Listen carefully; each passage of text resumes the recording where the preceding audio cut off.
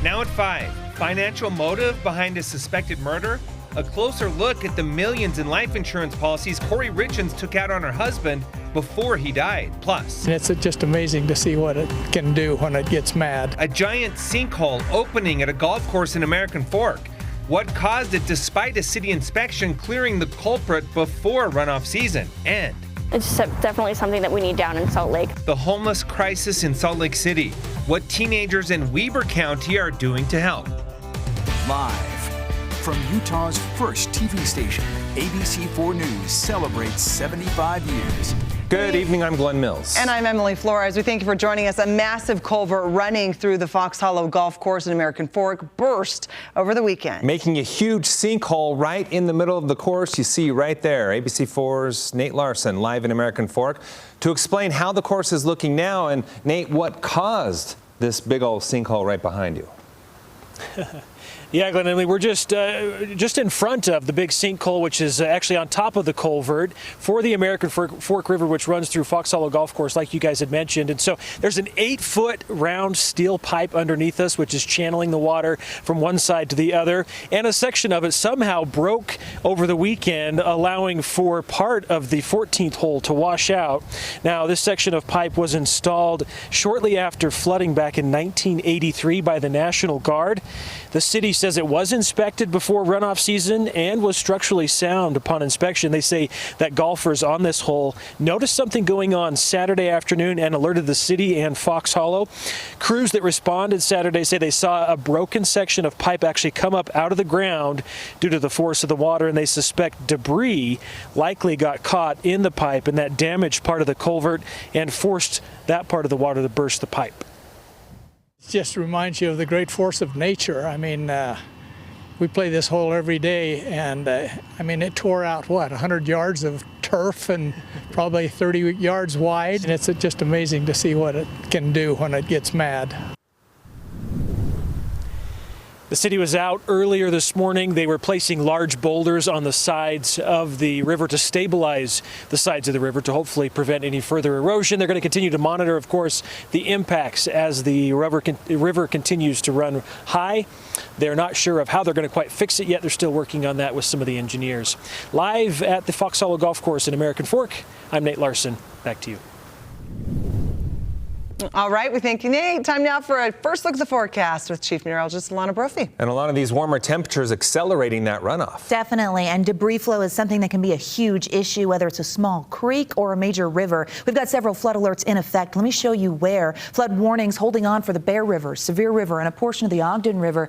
Our flood watch means flooding is possible, and that's for the Little Bear River and Weber River up there near Plain City. And a flood advisory means minor flooding is occurring, and that includes on the eastern side of the state towards Green River, the Colorado and Dolores Rivers, and the Bear River near Corinne. So those flood alerts holding steady, and above average temperatures don't want to go anywhere. Okay, let's go ahead and take a live look, because it's not just river flooding we're keeping an eye on. It's flash flooding. Thunderstorms out there. Live view of Washington County. Look at how the winds are whipping for our Utah Tech camera. So gusty conditions with thunderstorms that are moving through the region. Let's go ahead and take a look at where we're seeing those. Storm Tracker radar will give you a pretty good idea of where we've got the heaviest activity. Broad view here in the central and southern portion of the state, as well as in eastern Utah, but let's get closer. As we move on in, you can see over I-15 south of Provo, near Payson, Santaquin, we've got some storms that are going to push towards I-15 with some lightning being put down. Activity in the West Desert, that looks nasty, and these are tracking east, so heads up. If it holds together, we have the potential for seeing those gusty winds, some heavy rain, and all that lightning.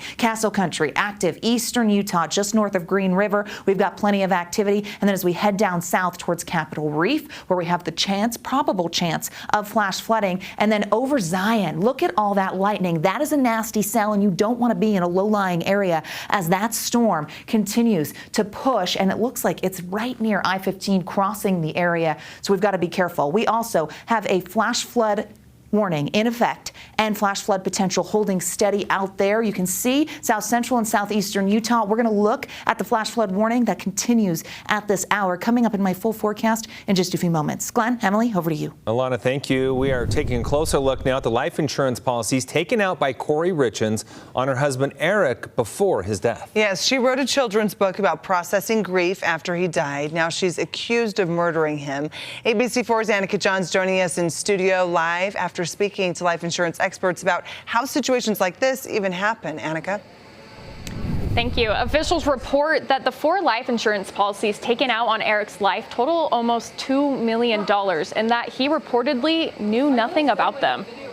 Amendments made to Kouri Richins' charges revealed new information regarding 4 life insurance policies she took out on her husband Eric, totaling $1,947,000. Purchases, officials report, Eric knew nothing about. When speaking to life insurance experts, they said that there are some cases where a spouse can take out life insurance policies without the affected party knowing about it. A person may obtain life and accident and health insurance on an immediate family member who is living with or dependent on the person. According to Utah law, in order to take out an insurance policy, there has to be what's called an insurable interest between the two parties.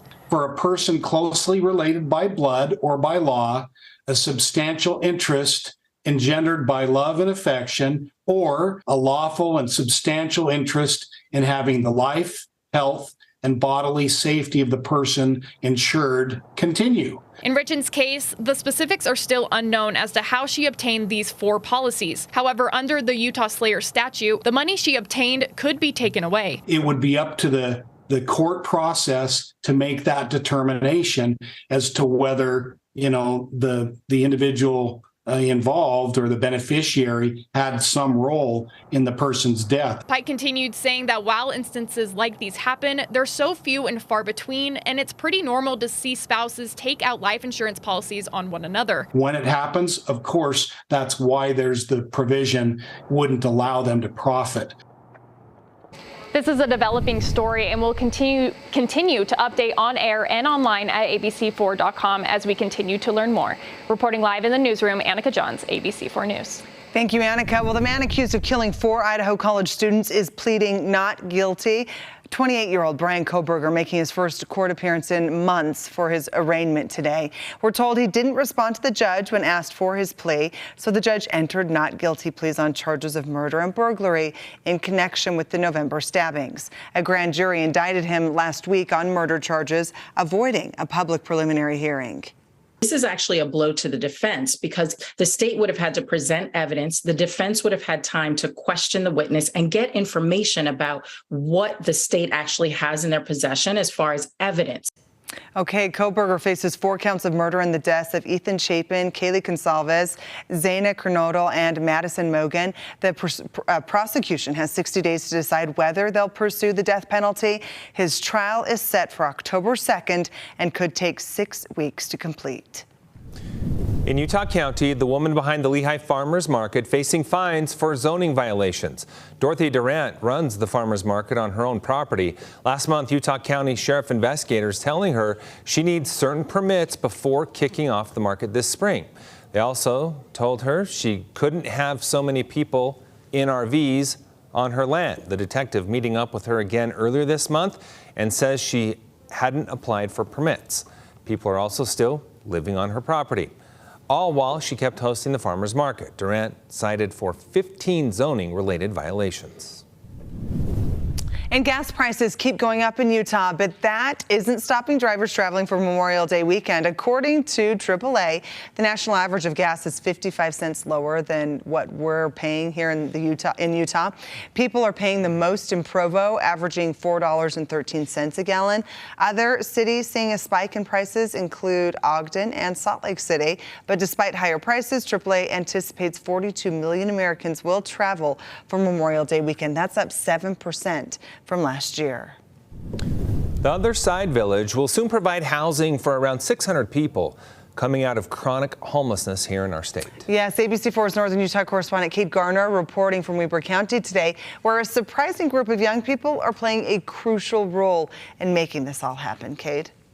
Trade programs are far from dead in Utah high schools, and here at Weber Innovation High School, students are getting hands-on construction experience, and their work will help home the homeless in Salt Lake City. This is the kitchen and living room area. Over here you have the bedroom. Students Rebecca Job and Trevor Thompson show off their handiwork. It's definitely something that we need down in Salt Lake. There is a lot of homeless down there. You feel like you're actually going to help somebody who has been on the streets and hasn't had anybody there to help them before. These tiny homes will soon be 2 of hundreds that make up the Other Side Village.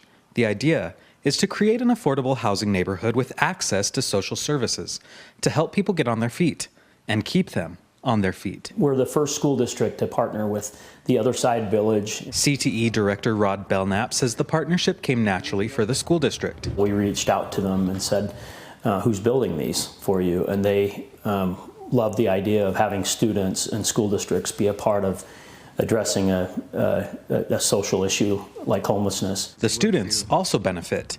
They get real-world construction experience under their belts. I didn't really have any previous construction experience. Anything you can name, I've been a part of it. They'll be placed in the city, so Salt Lake City inspectors inspect them. And so we go through that process, and the students get to kind of see that process as well. Teacher Ryan Ortega says even though students are building the homes, people will live in them. So that means inspectors treat them like they would anyone else. A few things we got dinged on with the inspections, and the students fixed them, and that's an awesome learning process. And while the students may not have plans to work in construction after graduation, construction is always my backup. They say the experience was well worth the hard work. Being able to be around people that have the same interests as me, being able to make friends that way. This program began just a few years ago and started off with just a handful of students. Now, well over 100 students played a part in building the 2 tiny homes for the village. Reporting from Weber County, Kate Garner, ABC4 News. Still ahead, saving tax dollars by cutting welfare programs. Why some Republicans are proposing this, and why food insecurity advocates say they're against it. And there's that live view of Bryce Canyon, one of the areas with the possibility of flash flooding today. Thunderstorms tracking through central and southern Utah. That moisture's on the move. Where it's headed next, coming up in Utah's most accurate forecast.